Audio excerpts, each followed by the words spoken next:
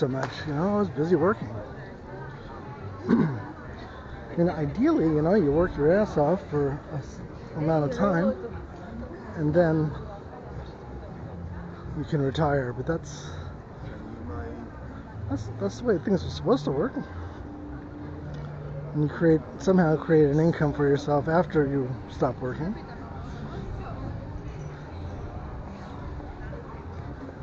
But that doesn't work out for a lot of people. And I'm afraid we judge our society from the top down. Even when I look at other people's YouTube channels and I see, you know,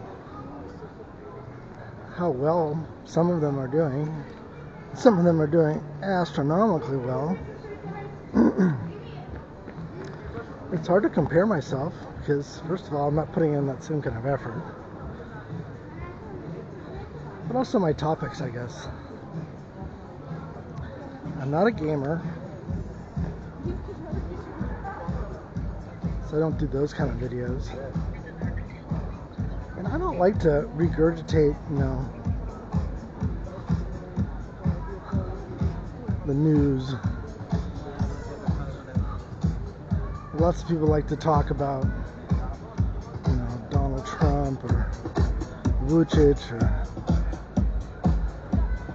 and of course that interests lots of people, right? So it's a wise topic for viewership.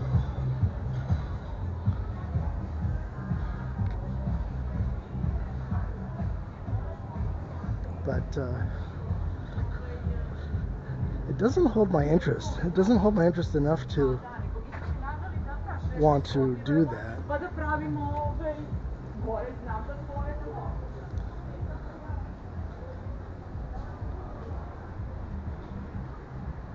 So I do have topics that I think about, you know, what would you like to talk about? And what interests me, honestly, the most, from the top down, obviously I like, of course I like, you know, UFOs and shadow government. They call it the deep state.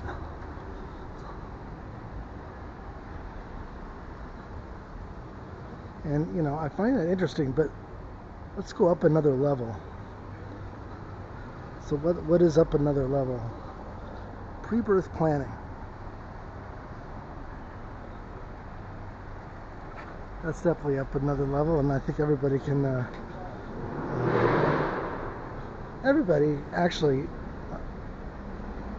is affected by this, if it's true. And what is pre-birth planning? It's basically the concept that we picked our life. So before we came here, we had an opportunity to select, you know, our life.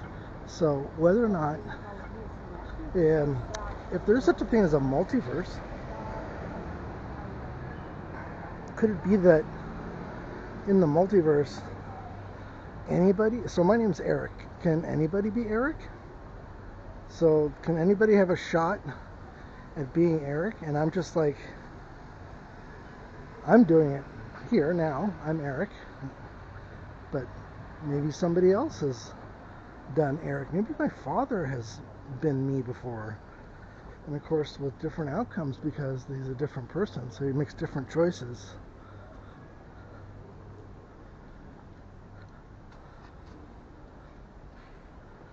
I don't know, but I love speaking about these things.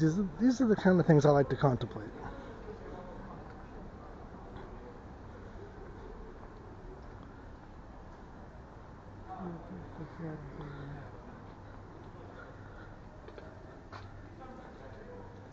So what goes along with that is when you're talking about making choices, so that's free will, right? So some people will say we don't have free will.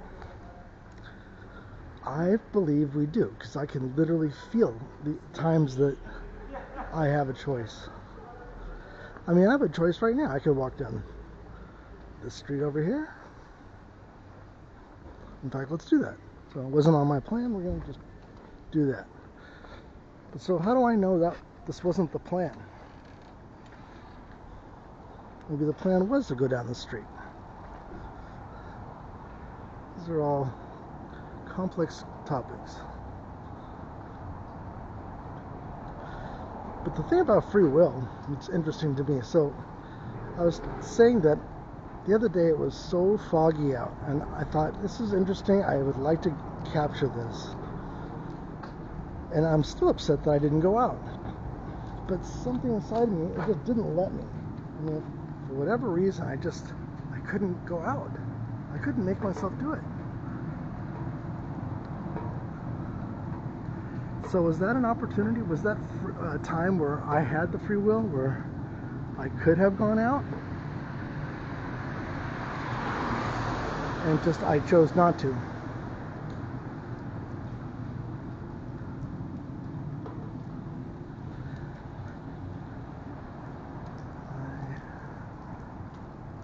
I feel the need for weed. Now, that's something I can agree with.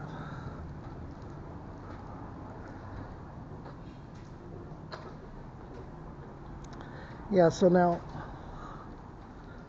what's interesting about the free will thing,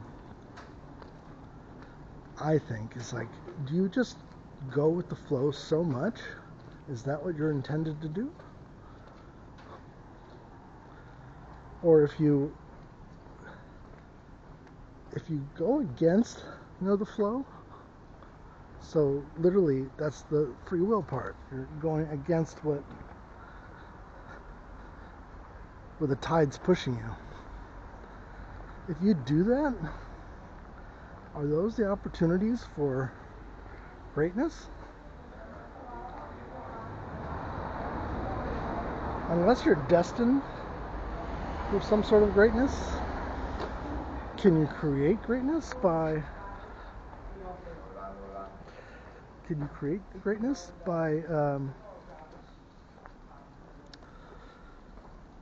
going against the tide?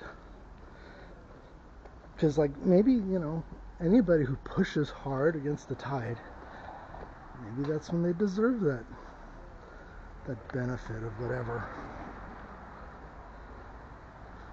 Does that make sense? I don't know. That's part of my descent into madness sometimes. And honestly, I mean, I thought about coming out a couple times to shoot some video, but I was in such deep thought, and after days of not even speaking, only thinking to yourself, which I do anyways a lot. I mean, I'm damn near a philosopher. See that? Evidence of mud flood.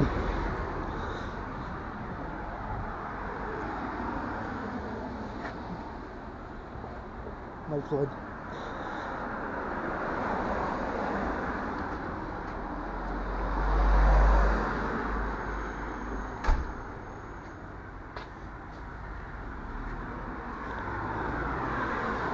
Yeah, I've been into deep thought, so deep, sometimes it's like,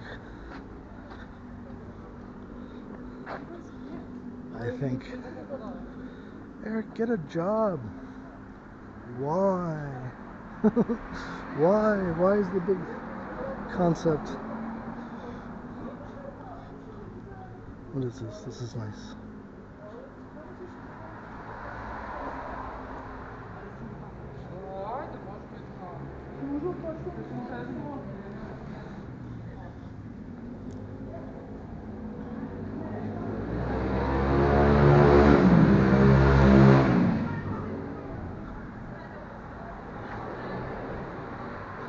So my soon-to-be ex-wife's uncle, he used to say, Buddha was a millionaire.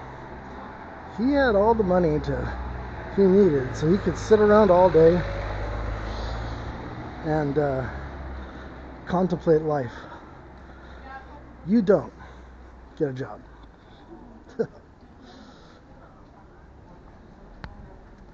I don't know if you could see that or not, but that guy was waving in the car. And those people that were eating earlier, I don't know if I captured it or not, but they were kind and waving.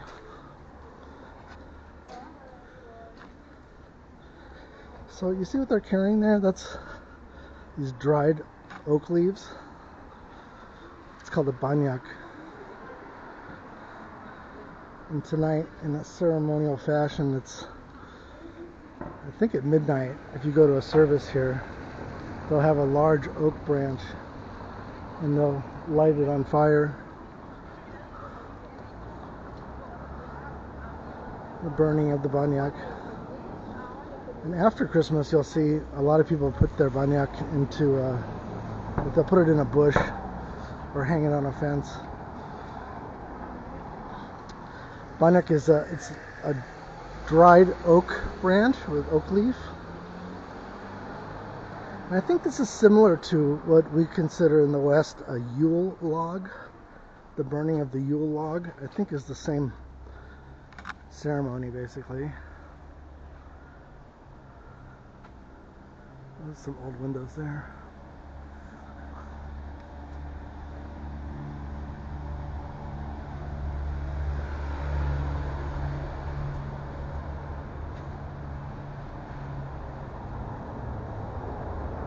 That's interesting. That was like that we space, we work. Turned out to be kind of a scam or something.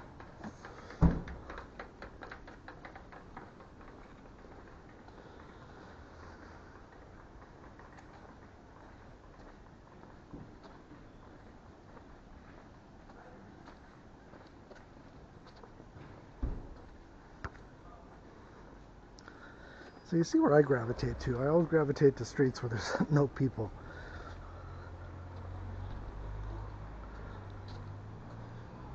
You know, like I was saying earlier, that I don't speak the language here. And I have to say that in some ways it's a real benefit, because I don't hear conversations. I don't hear people talking. I mean, I do. And of course, I recognize more and more. I mean, people can speak to me in Serbian, and I catch, you know, maybe a third of it. Enough to where, you know, I don't want to go here. I catch enough to where, you know, I'm going to be able to communicate. I'm going to be able to get my point across. But like in America, I hear everybody. You hear all these voices, and subconsciously, you know, it gets to you after a while.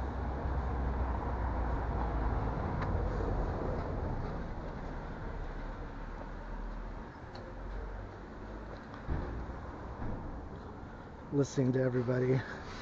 And here, I'm so much in my own world that, again, maybe that facilitates my descension into madness.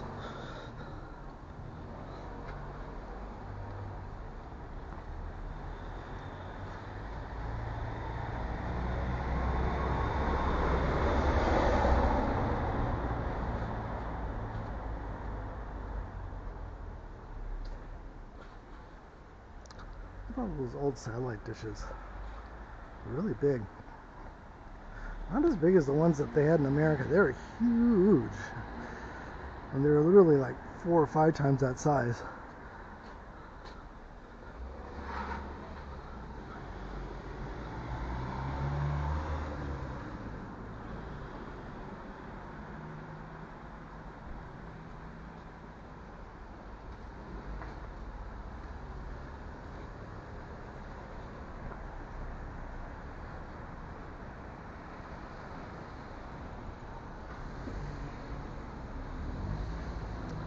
Well, some people are just, they're such great artists. It's amazing that they can have a thought in their mind and then be able to use their hand to recreate that thought.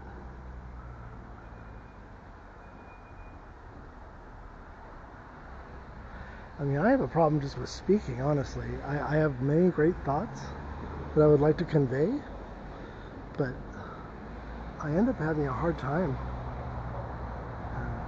getting that thought across.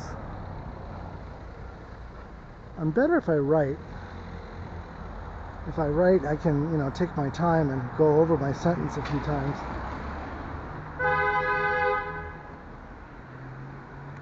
Really?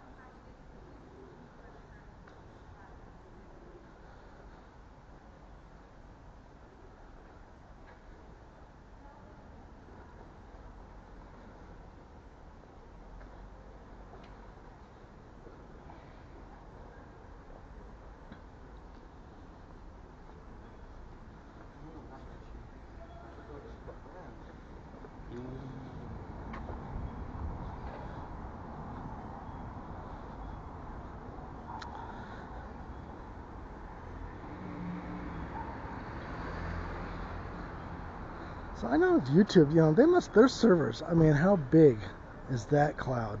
How much space do they have? It is fascinating. It seems endless. And their backup must be,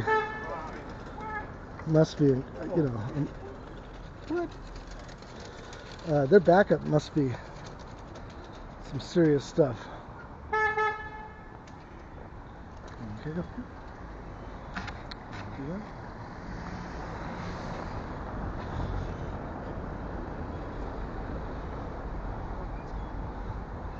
I had a friend of mine. He used to work in utility backup of servers. Back when they even did it on tape. They might still, actually. I'm not sure.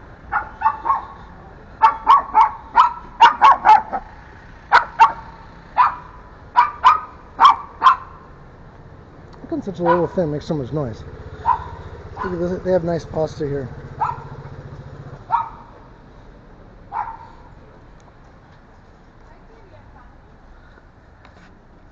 This is a school right here.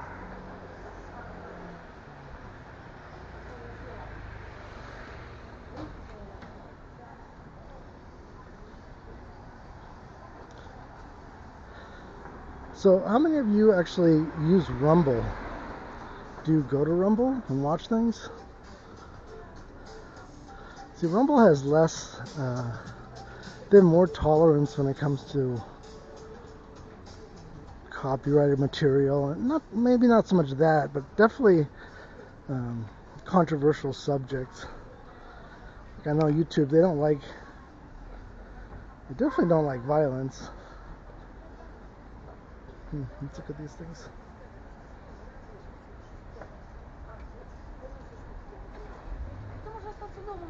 That's fun.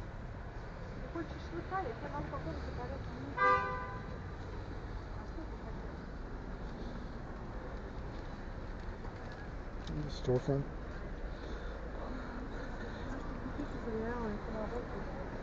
Yeah, they definitely don't like you talking, smack about left-wing topics.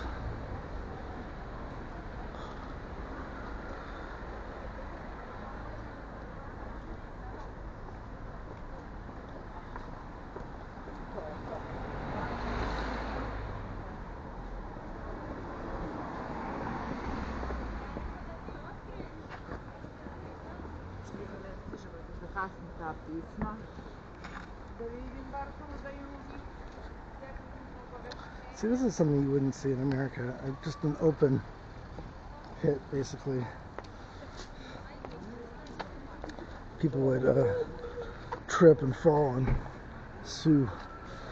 See, this right here. This is the banyan people are selling.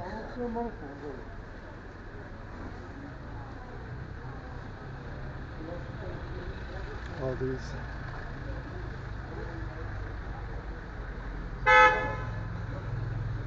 Alright, you guys, I'm here at Maxi, so